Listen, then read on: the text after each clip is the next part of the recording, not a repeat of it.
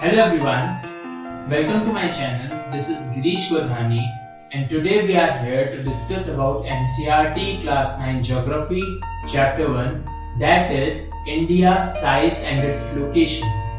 So as we go through the chapter, let's discuss about a little bit introduction about the India. So India is an ancient civilization, but now it is a nation that everyone is looking up to. It is a developing nation. And India has shown remarkable progress in various fields, for example agriculture, technology and overall economic development.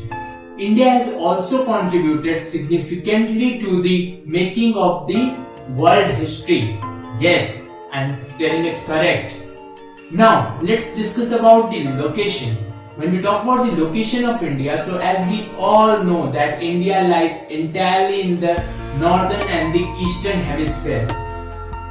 And the mainland of India stretches from latitude 8 degree 4 minutes north to 37 degree 6 minutes north. And when we talk about the longitude, so it is 68 degree 7 minutes east to 97 degree 25 minutes east. And if in case you don't know what is latitude and longitude, so let me tell you. Latitude is the angular distance from the equator towards its north and south. Okay, so the equator is again a 0 degree, an imaginary line which passes through the midway of the earth and divides the earth into two equal halves. Okay, so equator is at 0 degree, and when we have a kind of angular distance towards the north and south of the equator, so it is known as latitudes, and latitudes are the sleeping lines, leti hui lines.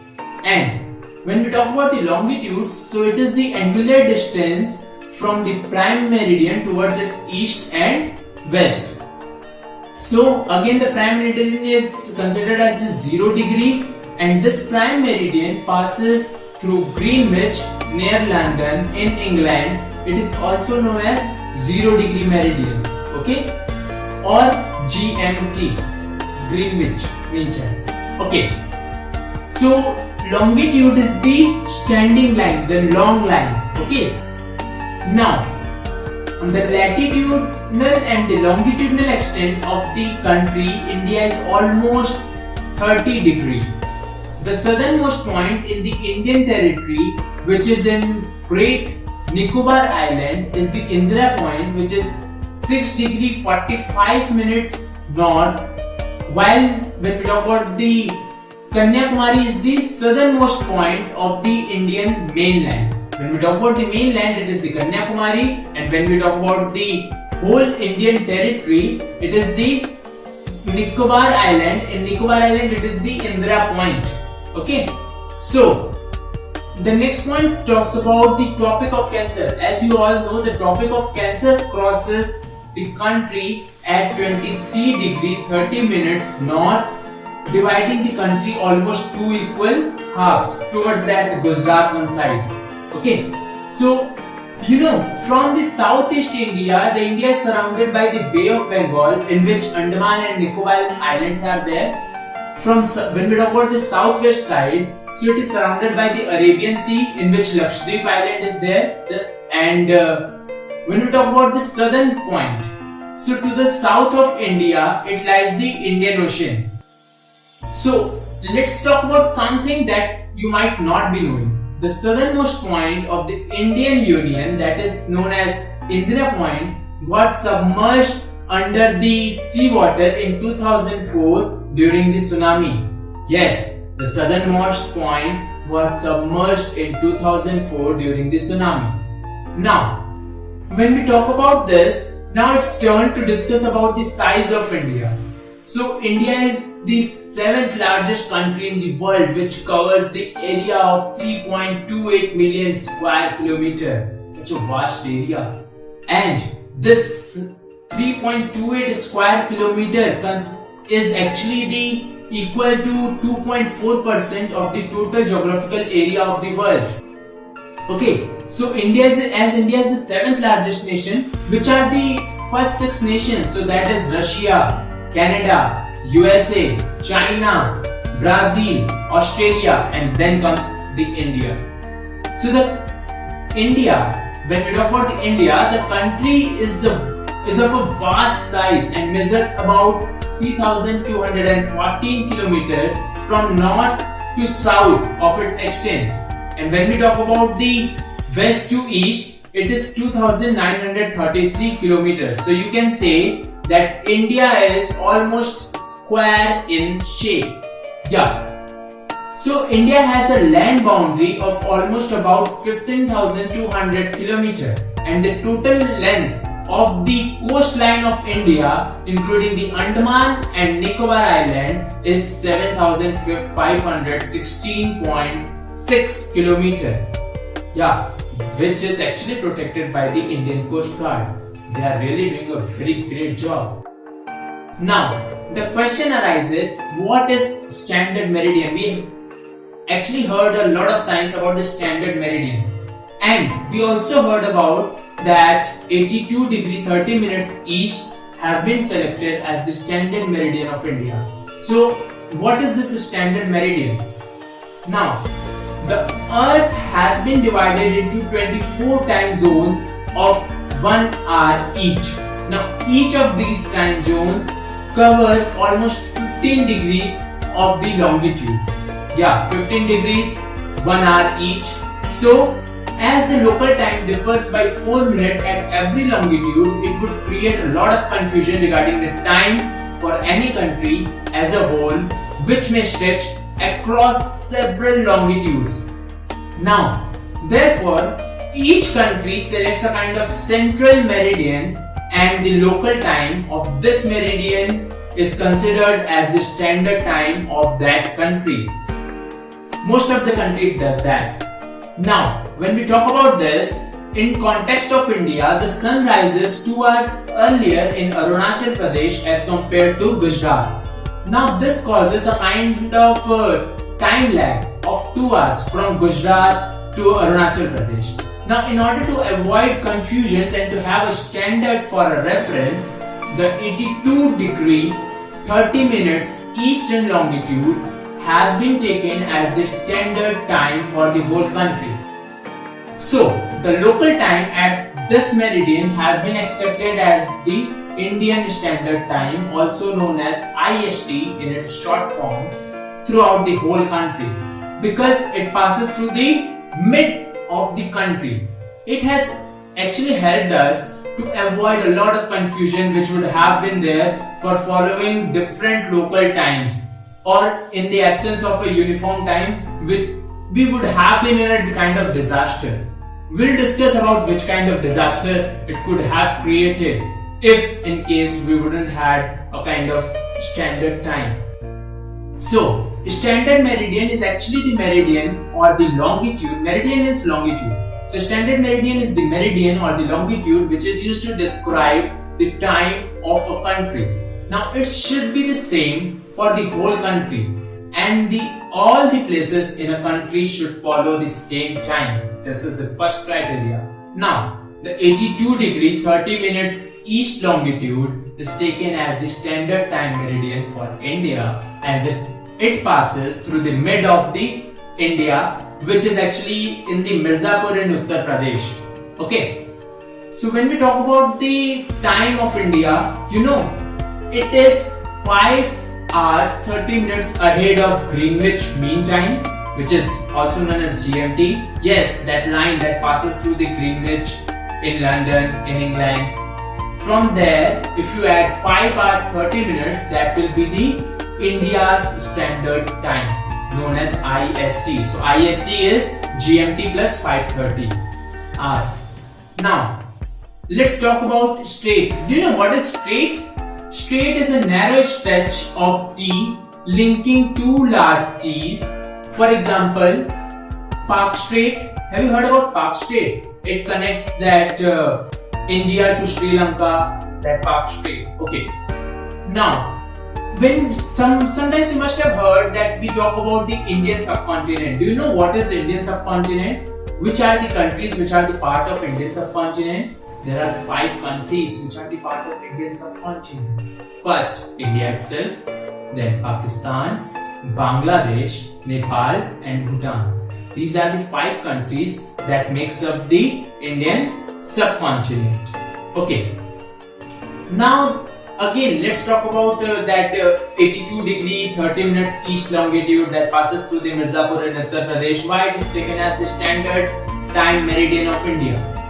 So the actual reason is the longitudinal extent of India is 30 degree and the sun rises in the east and sets in the west. We all know it takes 4 minutes for the sun to move across one longitude. That's because of the rotation and revolution of the earth. So thus the easternmost point of India would be 2 hours ahead of the westernmost point of India, which will be like 30 degrees are there into 4 minutes for each degree. So 30 into 4 will be 120. So there will be 120 minutes time lag, which will be equal to 2 hours. So in accordance with the local time, there will be a kind of 2 hours time lag. Okay. So this difference in time might have created a kind of confusion in air and rail timings and so many other things across these 2 states. So in order to avoid the confusion, a longitude which is passing throughout the midpoint of India, that is 68 degrees 7 minutes east westernmost longitude and 97 degree 25 minutes east is the easternmost longitude. So if you will take out the midpoint of these 2 longitudes, you will find it as 82 degree 30 minutes east. That is the IST, Indian Standard Time. So the time at the IST, the Indian Standard Time, is always 5 hours 30 minutes ahead than GMT. That's because GMT is at 0 degree and it 0 degree to 82 and half degree. If you will calculate 4 minutes into 82 and half degree, you will find that 5 hours 30 minutes. Okay. So this 82 degree 30 minutes east passes through the Mirzapur in UP and it is taken as the standard time of India, followed by all over the country. Now you must have understood why this line which is passing through Mirzapur has been taken as the IST. That's because it is the midline from the easternmost point of India to the westernmost point of India. Okay. Now let's talk about the relationship of India actually to these neighboring countries and to the world. So India is actually centrally located between the East and the West Asia. India is also located at the center of the Trans-Indian Ocean routes, which connects the European countries in the West and the countries of the East Asia. So India has also established a kind of close contact with West Asia, Africa and Europe from the western coast, and from the eastern coast it has Southeast and East Asia. Do you know India has the longest coastline on the Indian Ocean? India's contact with the world through land route is much older than the sea routes. Yes. Through these routes, people around the world actually come to know about India's culture and tradition. And if you know, India is the only nation which has an ocean named after it.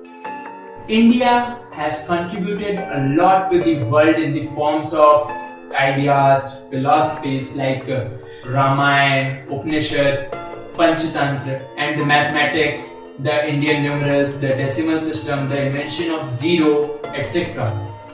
In exchange, India's architecture was influenced by the Greek sculpture and architectural style from the West Asia. Now it's time to know something that's unknown.